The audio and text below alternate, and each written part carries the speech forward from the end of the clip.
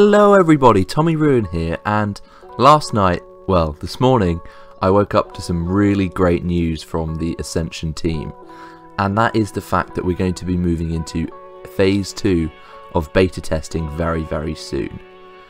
What does Phase 2 mean? Well, Phase 2 of the open beta will consist of weekend events where they will open realms for instant 60s, as well as gear vendors for players to test out the endgame content in waves. So this means that you'll be able to log on to a new realm, make a level 60 and gear it up straight away. These will not be linked to the other realms like Sargeras and Anderhall, I can imagine, but you'll be able to get a level 60 straight away and gear it up and do some PvP, dungeons and raids. And what they want to do is split these into different events so they can stress test or test different parts of the systems at different times. And they're saying that they're doing this because after hearing community feedback, they want to let players get their feet wet for a short amount of time before the launch of the live realm. And it will only last a few weekends, so they are saying get your friends together and test the depths of Ascension to get ready for the race to 60. So this is basically the last bit of testing before the gates will open to the live servers, which is really good. And the fact that this is coming soon is even better because it means that the live game is coming soon. So what are the features of the Instant 60 phase? Instant 60s on a contained realm, unlimited free resets, vendors will sell all necessary items and gear including cosmetics, reforging altars that will allow you to reforge based on your activity testing. So this means that you can do multiple things. You can get free resets, so you can test loads of different builds on your new level 60s, you can get all of the gear that you want, and you can reforge the gear as much as you want. So you can get the perfect random enchants on the best gear that you can get, and you can go and blow shit up, basically, is what they're saying. And they want you to do that so they can test systems in dungeons and raids. So they're going to have a PvP event, and they want to test battlegrounds and PvP balance to get worked on over the course of a couple of days. And they'll be hosting and actively working on how these battleground functions will do in live testing and updates on them to iron out the remaining bugs. So they're basically going to be doing lots of PvP testing and working out what's wrong and fixing that as soon as they can. They're also going to have a dungeon event, and this means that they're going to be pushing dungeons to the limit, running multiple instances of the same dungeon at the same time, so there's different people having different experiences and they can get as many bugs caught as possible. There will be less updates during our live test, but they will observe how players build and group composition affect the end game content. They're going to see how people's builds affect how easy and hard dungeons are, and then make some changes accordingly to make sure that people are doing the right stuff. The very last event is going to be a raid event, and this will be the last event for the server, and they're going to be running raid content along with massive groups. And this event will help polish up any bugs that they find, along with the content being finally polished up. They're having events in cities, and you'll have to be there to see it, and I really can't wait to see what that is. I have absolutely no idea. Maybe it's going to be a massive world boss coming to the cities or something, but we'll have to wait and see on that. But I'm really looking forward to these 3 events and seeing what's going to happen, especially the PvP event, to be honest, because there's been a lot of PvE organised in terms of raiding in dungeons, but there's not been much PvP, so it's going to be great to get out on the battlefield and fight some people using custom builds. It's worth mentioning that the realm and the characters will be wiped after the weekend phase. They are temporary, so you don't keep these, they don't transfer over to live, along with all of the characters on the beta. Nothing will transfer over apart from cosmetics, which you have from the shop.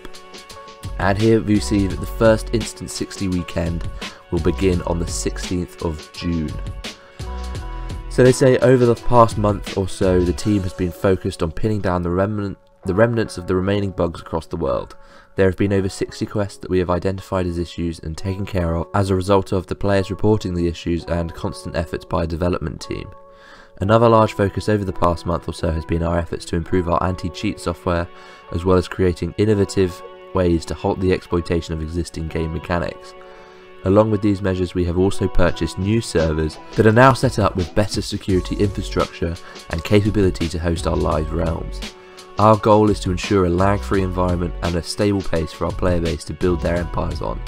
And that's really good because the servers have been pretty impressive already. I mean, they had, what was it, 4 days and 7 hours of uptime on Underhall when it first launched without it going down, which is very, very impressive. And the fact that they're going to get even more stable is definitely a good thing. I mean, I've had such low ping, and I normally have within the hundreds based on my internet, and the fact that it was down to 10 for me, it's pretty impressive. So they're doing a good job in terms of their server hosting. And they then have a section called the Power of Choice, a look at balance. On a classless server such as Ascension, the possible permutations of builds is staggering. What we aim for is diversity, making sure that players can fulfill their class fantasies and feel viable. This is the core ideology of the 5-man balance team, diversity and choice. I really like this because that is what the server is for me.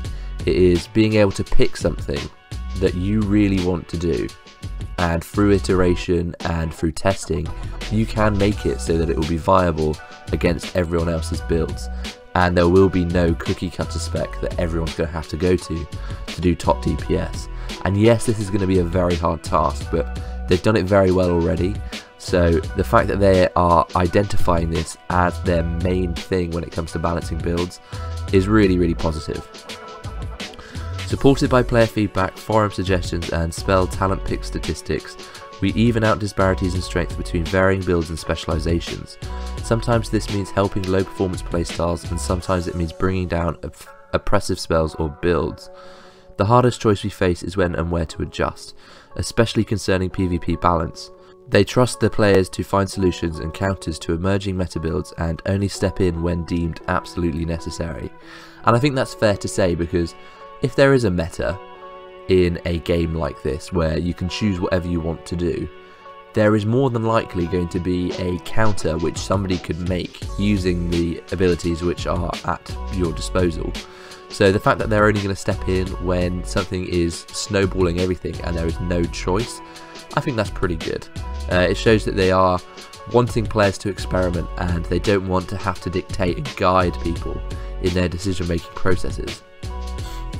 At the end of the post there is an FAQ about donation items, and this is something which I've been asking for forever, because I think transparency in the shop has been lacking, and this is something which has been needed so that people don't feel cheated when it comes to the live game. So, will there be a 60 boost on release? No, we highly value everyone having a fresh start, which is good to see. I was very disappointed when the 60 boost came on Underhall so quickly after it launched, and I think this is good that there's not going to be one at all. Will there ever be a 60 boost? If we implemented a 60 boost, it would only be at least 4 to 6 months after release, but we are trying our best to avoid it entirely and fund the project purely with cosmetic and convenient items. I really like that. I don't really like the 60 boosting at all. I think it really devalues the leveling experience, and I'm very glad that they're trying to avoid it as much as they can. Which items will transfer over to live? All cosmetic mounts, titles, tabards, appearances, pets and toys that players receive from supporting us will copy over to live. This does not include the Book of Ascension. The Book of Ascension will not be available on launch, as it will provide a competitive edge to players. It will be released in its final form at a later date.